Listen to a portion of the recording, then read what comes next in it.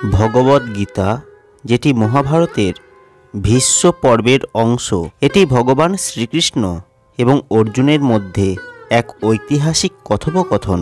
এই আধ্যাত্মিক আলোচনা যুদ্ধের প্রাক্কালে, যখন অর্জুন মানসিক সংকটে ছিলেন, তখন ঘটেছিল।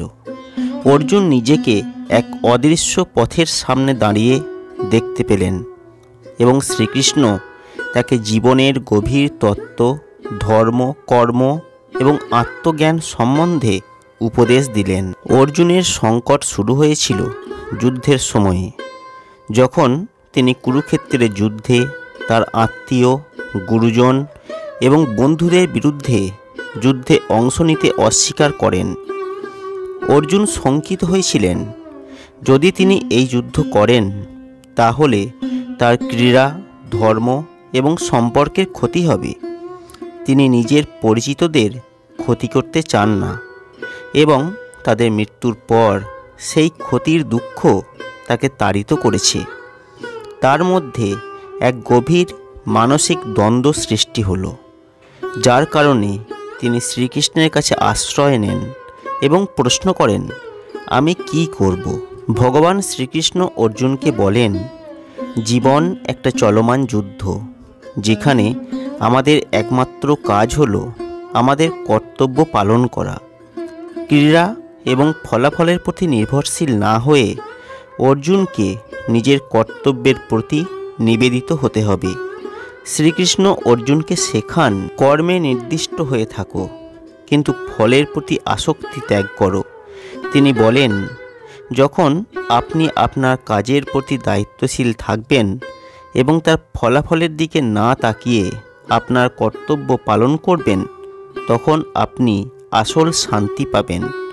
শ্রীকৃষ্ণ অর্জুনকে উপদেশ দেন, কর্মের প্রতি নিষ্ঠা রাখা এবং আত্মবিশ্বাসী থাকা। কর্মের প্রতি নিষ্ঠা রাখা এবং আত্মবিশ্বাসী থাকা তাকে তার পথের দিকে এগিয়ে নিয়ে যাবে। তিনি আরও বলেন, তুমি যা ভাবো তা নয়, তুমি কেবল সঠিক কাজটা করো। শ্রীকৃষ্ণ অর্জুনকে আত্মার প্রকৃতি ব্যাখ্যা করেন। তিনি বলেন, আত্মা কখনোই মরে না, তা শুধু শরীর পরিবর্তন করে। শ্রীকৃষ্ণ বলেন যে মৃত্যু একটা প্রাকৃতিক প্রক্রিয়া এবং আত্মা অবিনশ্বর। শরীরের মৃত্যু কখনোই আত্মার মৃত্যু নয়, কারণ আত্মা শাশ্বত, আত্মা অমর। তিনি অর্জুনকে বলেন, যেহেতু তুমি একজন যোদ্ধা, তোমার কাজ হলো ধর্মের পক্ষে দাঁড়ানো, তবে তুমি এত সংকট অনুভব করবে না। শ্রীকৃষ্ণ অর্জুনকে কর্মযোগ সম্পর্কে উপদেশ দেন। তিনি বলেন, প্রতিটি মানুষ তার জীবনকে আধ্যাত্মিকভাবে উন্নীত করার জন্য কর্ম করতে আসে এবং এই কর্মই তাকে আত্মার প্রকৃত মহত্ব উপলব্ধি করাতে সাহায্য করে। তিনি আরও বলেন, তুমি যদি নিজেকে সম্পূর্ণভাবে নিয়োজিত করে সঠিক কাজটি করো, তাহলে তুমি সত্যিকারের শান্তি এবং সমাধি লাভ করবে।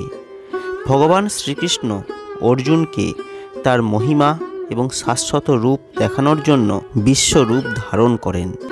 এই দৃশ্যের মাধ্যমে শ্রীকৃষ্ণ অর্জুনকে দেখান, তিনি বিশ্বের সৃষ্টি এবং বিধি এবং তার মধ্যে সমস্ত দেবতা এবং জীবের অস্তিত্ব নিহিত রয়েছে। শ্রীকৃষ্ণ অর্জুনকে উপদেশ দেন, তিনি যুদ্ধে অংশগ্রহণ করলে সেটা তার নির্দিষ্ট ধর্ম পালন হবে এবং তার দ্বন্দ্বের সমাধান হবে। গীতার শেষাংশে শ্রীকৃষ্ণ অর্জুনকে ভক্তিযোগ বা ঈশ্বরের প্রতি অটুট বিশ্বাস এবং প্রেমের গুরুত্ব বুঝিয়ে বলেন। তিনি বলেন, যারা ভক্তি এবং নিষ্ঠার সঙ্গে আমাকে স্মরণ করে, আমি তাদের রক্ষা করি। তিনি অর্জুনকে বলেন, বিশ্বের সমস্ত ধর্মের উপর আমি আছি এবং আমার প্রতি অটুট বিশ্বাসে একমাত্র আমি পূর্ণতা লাভের পথ। ভগবান শ্রীকৃষ্ণ এবং অর্জুনের এই কথোপকথনে শ্রীকৃষ্ণ অর্জুনকে শিখিয়েছেন, জীবন এবং ধর্মের মূল উদ্দেশ্য হচ্ছে নিজের কর্তব্য পালন করা, আত্মবিশ্বাসী হওয়া এবং ঈশ্বরের প্রতি ভক্তি এবং বিশ্বাস স্থাপন করা। জীবনের সমস্ত সংকটের মধ্যেও সত্য এবং ধর্মের পথে দৃঢ় থাকা সবথেকে গুরুত্বপূর্ণ।